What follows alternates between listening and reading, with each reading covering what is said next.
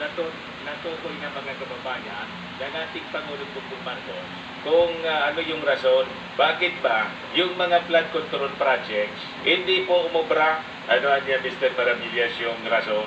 Gabundok na basura. Eh, sabi dito sa balita, flood control did not work properly due to trash. Kaya sa bagong Pilipinas po, kinakampanya ng ating Pangulong Bongbong Marcos na simulan po sa sarili. Sige, reklamo natin kung ano-ano na lang yung ating nirereklamo sa buhay. Lalo ngayon, pumasok na yung tagulan. Ang reklamo yung pagbaha, lumubog sa baha yung Metro Manila. Other than yung yung sabi ng mga senador, walang pakundangan na pag-reclaim sa Manila Bay. Yung basura po, sabi ng ating Pangulo, yun ang natukoy nilang dahilan. Yan po.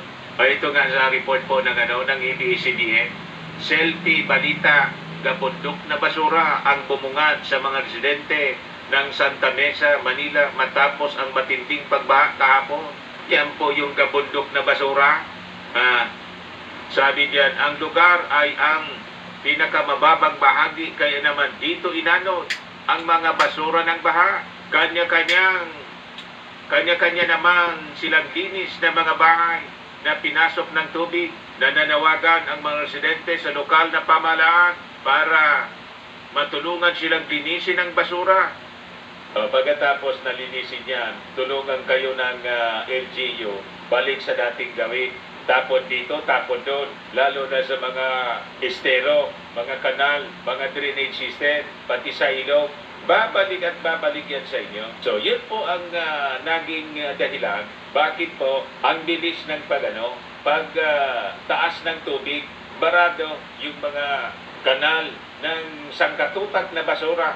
So, yung ating Pangulo ay pumunta sa Navotas City na kung saan 80% ang submerged. Ito ay may 81 pumping station. Habang sa Valenzuela naman po na dinescribe ng ating Pangulo bilang basin, may 32 pumping stations. Kaya siya mismo, mga kababayan, tiningnan niya. Kaya yung panawagan po ng ating Pangulo sa publiko, itapon daw ninyo sa tamang tapunan ang inyong mga basura. Kaya ito niya yung nangyari. Yung flood control infrastructures ng ating gobyerno hindi gumana ng maayos kasi nabara ng mga napakaraming basura. Marcos said this as he conducted ocular inspection of areas in Metro Manila na binaha po.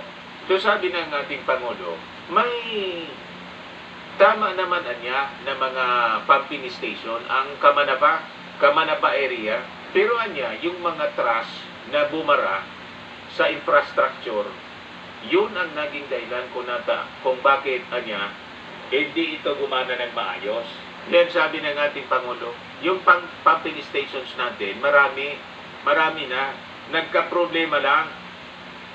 Sana naman matuto ang tao.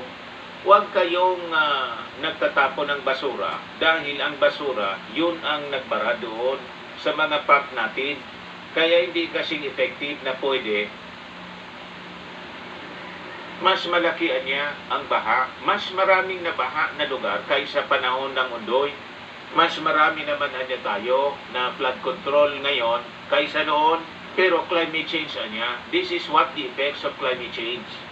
Mas maraming pumping station na ngayon, kaya lang parado.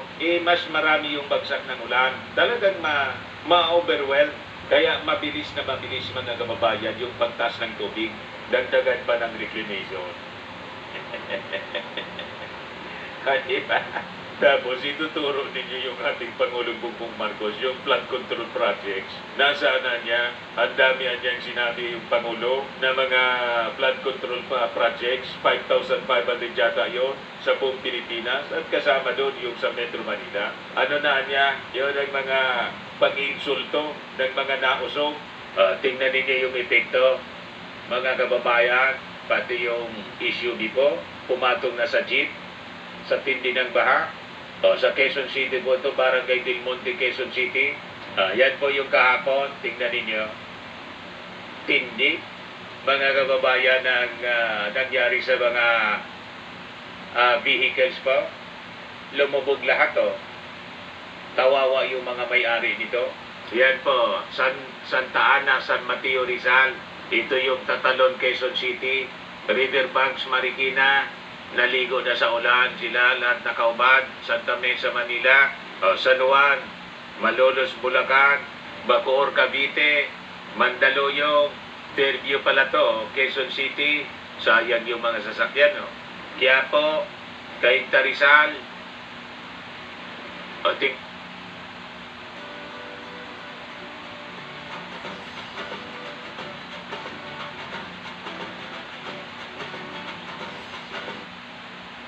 Tingnan ninyo naman po, Manggahan, Pasig City, Airport Road, Pasay City, pati yung tarmac po, Terminal 3, San Antonio, Quezon City, Banaba, San Mateo, Rizal, sa Valenzuela po, ito sa Tondo, Bogong, Pasig, Rodriguez, Rizal, Malanday, Marikina, nasa bubong na sila, Bagong Silang, Caloocan, Parañaque, sa Amos, Cavite, Taytay, Rizal, sa Avenida, Nabotas, Novaliches, Bacoor, pati sa Binyan, Laguna, Gillian Hills, Caloocan, Taytay. Ito po yung mga barge. Inanod na ng matinding pagbaha. Cali Industria, Quezon City, Ampid, San Mateo, aerial view. Rodriguez Avenue, Quezon City. Ito sa NAIA Terminal po, Pasay. Del Issue, Manila. Hill Fernando Avenue, Marikina City. Riverbanks Mall. West Bank Floodway, Pasig. Parkway, Quezon City. Sa Mandaluyong, Commonwealth Avenue, Espanya, Manila. Ito yung UST Manila. Rosario, Pasig. C5, Taguig.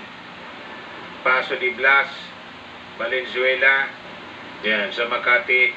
Edsa Muñoz, Araneta Avenue, Malibay, pati sa Kawit, Cavite po. Gulod na Novaliches po. Post po ito ng Ang Pamilyang Pilipino. Maraming salamat sa inyo. Diba, mga kababayan, matindi. Sabi ng ating Pangulo, marami naman tayong flood control projects pero nasapawan sa dami ng tubig. So we have to re-examine na niya some of the designs nitong mga flood control. Sa kanyang State of the Nation address nung Monday, Marcos assured Filipinos that the government was preparing for the impact of the harsh rains brought about by the La Nina phenomenon. He said that in the past 2 years, nearly 100 evacuation centers have already been built. Meanwhile, in January of this year, the government started the operations of Disaster Response Command Center, which shall serve as the central hub for government's disaster response efforts. In addition, 5,500 flood control projects have already been completed, while more are ongoing construction across the country. Ito po mga kababayan ang iniinsulto ng mga nausog, pinagpistahan po. Tinutuya yung ating Pangulong Bongbong. O asa na niya yung pinagyayabang ng ating Pangulo? Ayan sabi ng Lapu-Lapu, mga page ito mga kababayan ng mga nausog, mga DDS. Dahil sa 5,500 flood projects ang NAIA water park na another standing ovation. Yan ang mga pang-insulto nila po. Pero ayaw man nilang makisali kahit man lang po disiplina sa sarili. Duterte supporters.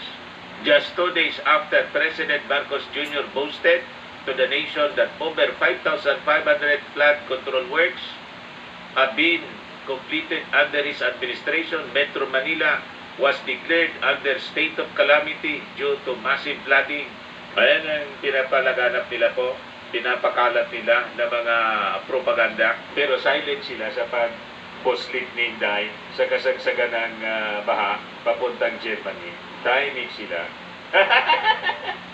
Ganon ang mga ugali. Timing din sila mga kababayan sa naubos na 51 billion na pork barrel fund ni Pulong sa Davao. Pero yung Davao po, binaha din ng todo noong mga nakarang buwan. You see, sabi ng ating Pangulo, marami naman tayong mga flood control. Kaya lang hindi man na niya gumahna, nabara ng napakaraming basura.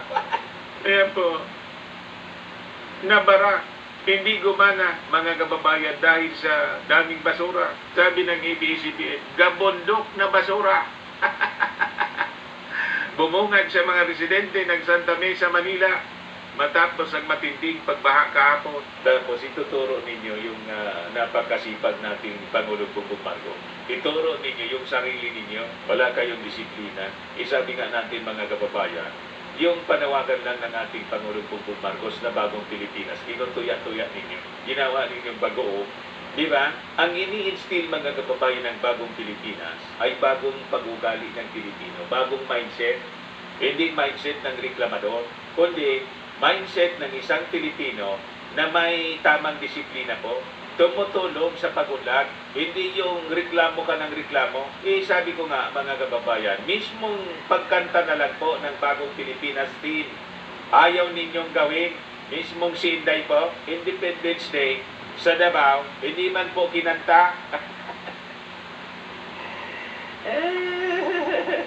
That's simple, executive order po ng ating Pangulo. Ayaw ninyong sundin po. Paano tayo niyang aasinso? Tapos turo kayo ng turo, sisi kayo ng sisi sa ating Pangulo. Sabi ko nga, mga kababayan, 2 years pa lang, 6 years nakaupo si Digong, hindi nga nasolusyonan, 3 dekada ng mga dilawang leaders po, mula kay Corico hanggang kay Digong, hindi nga ninyo nasolusyonan. Tapos, sana pa ninyo ng trabaho na masolusyonan in 2 years yung mga pagbaha dyan sa Metro Manila. Tapos, si Inday, lumayas ng bansa sa kasagsagan ng bagyo ng pagbaha sa Metro Manila. Tayo ni kayo, anong klaseng mga pag-ugali ninyo yan? Nasa pagbakasyon po, inuna pa yung personal niyang kapritsyo kaysa makipagsimpatya, mga kababayan.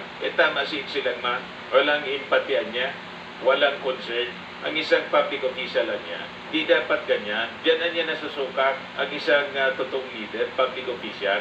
Dapat may empathy ka. Nararamdaman mo ang nararamdaman ng mga tao. Pwede ka naman niya na magpahiwan muna, paunahin mo yung pamilya mo. Tapos susunod ka na lang. Pero pinili ni Inday, mga kababayan, lumarga. Walang justification po. Sabihin pang matagal nang naka-schedule.